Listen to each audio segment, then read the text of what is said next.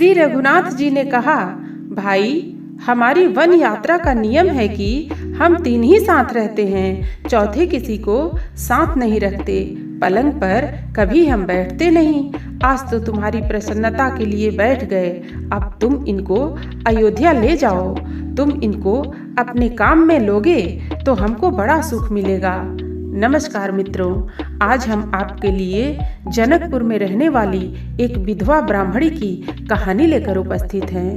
मित्रों, जनकपुर में एक विधवा ब्राह्मणी रहती थी। लगभग 225 वर्ष पूर्व उसके एक पुत्र था। उसका नाम था प्रयागदत्त। बालक प्रायः पूछता, माँ, क्या मेरे और कोई नहीं है? जनकपुर की स्त्रियां श्री जानकी जी को अपनी पुत्री या बहन मानती हैं। वह ब्राह्मणी कहती, बेटा, तुम्हारे एक बहन है, वह अयोध्या के चक्रवर्ती महाराज के राजकुमार को ब्याही है। बालक कहता, मैं बहन के पास जाऊंगा। माता कहती, कुछ बड़े होने पर जाना। बालक के मन पर अपने बहन बहनोई का संस्कार पूरी तरह बैठ गया। कुछ बड़े होते ही उसने अयोध्या जाने की हठ पकड़ ली। ब्राह्मणी भक्ता थी। उसने सोचा, मिथिलेश राजकुमारी क्या अपने इस अबोध भाई की उपेक्षा कर सकती है? उस बेचारी के पास घर में तो कुछ था नहीं। मांगकर थोड़े से चावल के कण ले आई। उन्हें पीसकर उनके मीठे मोदक बना दिए। ऐसे मोदकों को मिथिला में कसार कहते हैं।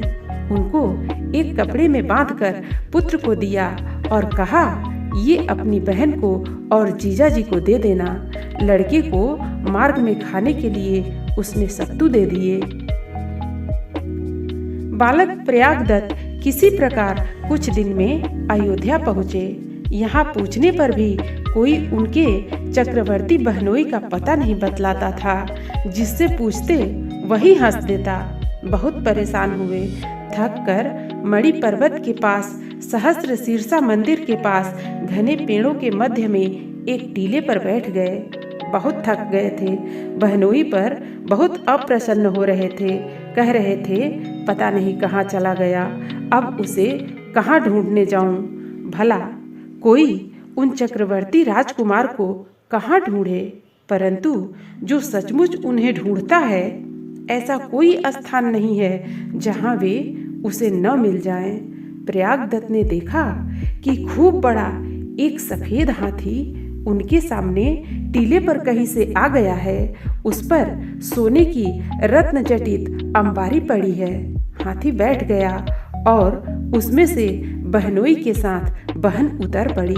किसी को कोई परिचय देना या पूछना नहीं पड़ा, जैसे ये सदा के परिचित ही हों। श्री जानकी जी ने पूछा, भैया, माता जी ने मेरे लिए कुछ भेजा है? भैया तो हक्के बक्के देखते ही रह गए।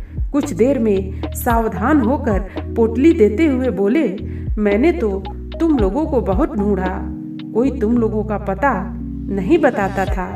पोटली में से श्री किशोरी जी ने 2 कसार ले लिए और शेष प्रयागदत्त को खाने के लिए दे दिया। कहा, भैया, तुम्हें बड़ा कष्ट हुआ। हम लोग ऐसे स्थान पर रहते हैं कि सब लोग हमारा पता नहीं जानते। अब तुम घर लौट जाओ। माता से कहना कि हम सब बड़े आनंद में हैं। वे हाथी पर बैठ गए। हाथी वन में जाकर अदृश्य हो गया। प्रयागदत्त बहन बहनोई के वियोग में मूर्छित हो गए। कुछ देर में कुछ चेतना आई। उसी समय एक संत उधर से निकले। पास जाकर उन्होंने देखा कि एक सुंदर बालक भूमि पर पड़ा तड़प रहा है। प्रयागदत्त को किसी प्रकार वे अपनी गुफा पर ले आए। स्वस्थ चित होने पर प्रयागदत्त ने सब बातें बताई। एक घड़ी रात गए, 2 स्त्रियां आईं और उन महात्मा जी को 2 थाल व्यंजनों से भरे देकर उन्होंने कहा, आज हमारे यहाँ पूजा हुई है, आपके लिए यह प्रसाद लाई है, अभी इसे ले लीजिए। थाल सवेरे चले जाएंगे। थाल देकर वे शीघ्रता से चली गईं। दोनों थाल कमल के पत्तों से ढके थे। पत्ते हटाने पर महात्मा जी तो चकित रह गए। स्वर्ण के वे थाल जगमग कर रहे थे। महात्मा जी ने समझ लिया कि जगजननी ने अपने भाई की पहुनाई की है। वह दिव्य भोग प्रयागदत्त के कारण महात्मा जी को भी प्राप्त हुआ। प्रातः थाल लेने तो कौन आने वाला था।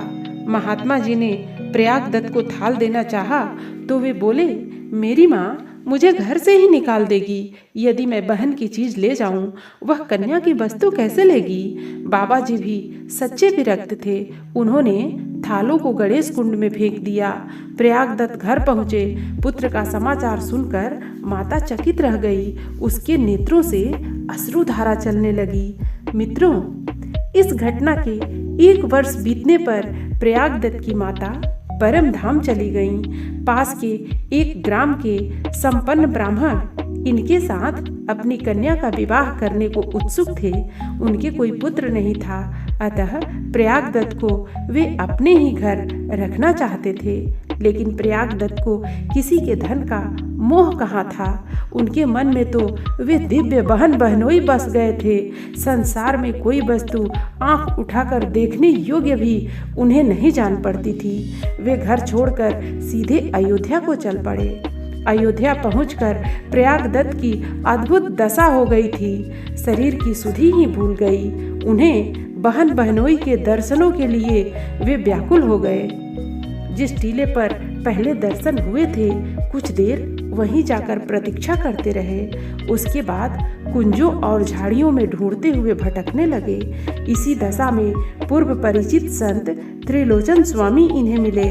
महात्मा जी ने इन्हें पहचाना और अपने आश्रम पर ले आए।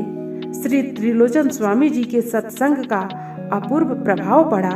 दूसरे दिन उन्हीं से दीक्षा ग्रहण करके अब ये प्रयागदास हो गए। गुरु ने इन्हें लंगोटी अचला प्रदान किया। उसके बाद तो प्रयागदास जी की स्थिति बहुत ही ऊंची हो गई। वे वन बीहड़ में कहाँ घूम रहे हैं सो उन्हें कुछ पता नहीं। किसी ने खिला दिया तो खा लिया, जल पिला दिया तो पी लिया। केस बिखरे हैं, शरीर धूली से भरा है। कहीं खड़े हो गए तो घंटों खड़े हैं। किसी वस्तु की ओर दृष्टि गई तो उसी को देख रहे हैं एकटक। जगन माता भगवती लक्ष्मी के भाई होने से चंद्रदेव समस्त संसार के मामा लगते हैं। अयोध्या में श्री वैदेही के भाई ये प्रयागदास जी भी बच्चों के मामा ही तो हैं। पता नहीं किसने सिखा दिया कि सभी बच्चे इन परमहंस को मामा मामा कहने लगे। ये परमहंस मामा मत गजेंद्र की भांति झूमते हुए अयोध्या की गलियों में घूमते रहते थे। एक बार प्रयागदास जी को श्री राम की वन लीला का बोध हुआ। कहने लगे, देखो अपने तो गया ही, साथ में मेरी सुकुमारी बहन को भी बीहड़ वन में ले गया। अब आपको एक धुन सवार हुई। कोई पैसे देता तो ले लेते। कुछ दिनों में पर्याप्त पैसे एकत्र हो जाने पर 3 जोड़ी जूते बनवाए, जितने बढ़िया बनवा सकते थे। 3 पलंग ऐसे बनवाए, छोटे बड़े कि एक के पेट में एक रखा जा सके। तीनों पलंगों के लिए 3 गद्दे बनवाए। अब एक पर एक क्रमशः तीनों पलंग रखकर उन पर तीनों गद्दे और तीनों जोड़ी जूते रख लिए और यह सब सामान सिर पर उठाकर चित्रकूट चल पड़े।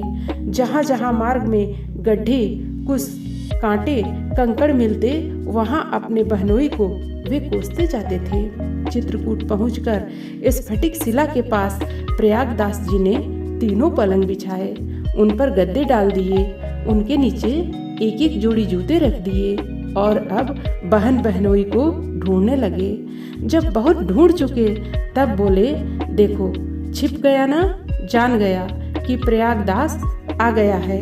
लौट कर देखते हैं तो इनके पलंग पर श्री राम, लक्ष्मण तथा जानकी जी विराजमान हैं। दौड़कर सबके चरणों में जूते पहनाए और राम जी से उलाहना देते हुए बोले, तुम इस जंगल में क्यों चले आए? मेरी सुकुमारी बहन को क्यों साथ ले आए? इस बीहड़ वन में तुम लोग रहते कैसे हो? श्री जानकी जी ने कहा, भैया मैं तो स्वयं आई, ये तो मुझे लाते ही नहीं थे। प्रयागदास जी ने कहा, अच्छा ठीक है, अब हम तुम्हारे साथ साथ रहेंगे और पलंग ले चला करेंगे। श्री रघुनाथ जी ने कहा, भाई हमारी वन यात्रा का नियम है कि हम 3 ही साथ रहते हैं, चौथे किसी को साथ नहीं रखते। पलंग पर हम कभी बैठते नहीं। आज तो तुम्हारी प्रसन्नता के लिए बैठ गए, अब तुम इनको अयोध्या ले जाओ। तुम इनको अपने काम में लोगे तो हमको बड़ा सुख मिलेगा। श्री जानकी जी ने भी इन्हें आश्वासन देकर लौट जाने को कहा। सिर पर फिर पूर्ववत पलंग और गद्दे रखकर बेचारे लौट पड़े। मन ही मन कहते जाते थे, इनको किसी ने कुछ कहा नहीं, ये सब आप ही वन में आए हैं। सोने का महल काटता है, वन अच्छा लगता है। बहन तो भोली भाली है, वह जो कहता है वही करती है। साथ साथ चली आई, हरे भरे पेड़, लताएं, मृग देखती है, खुश हो जाती है। किसी दिन बाघ देखेगी तो जानेगी, मुझे भी साथ नहीं लिया। समझता है कि प्रयागदास साथ रहेगा तो इसकी बहन सचेत हो जाएगी, अयोध्या लौटने को कहेगी। इस प्रकार खींचते बकते वे अयोध्या लौट आए। अयोध्या लौटकर उन्होंने एक नीम के नीचे खाट बिछाई, उस पर गद्दे डाले और उस पर स्वयं आसीन होकर अपनी मस्ती में गाने लगे। नीम के नीचे खाट बिछी है, खाट के नीचे करवा, प्रयागदास अलमस्ता सोवे, राम लला का सरवा। प्रयागदास जी की अलमस्ती का क्या पूछना, वे निखिल ब्रह्मांड नायक के साले जो ठहरे। उत्पत्ति स्थिति संहार करेड़ी, सकल क्लेश हरेड़ी, महाशक्ति उनकी बहन है।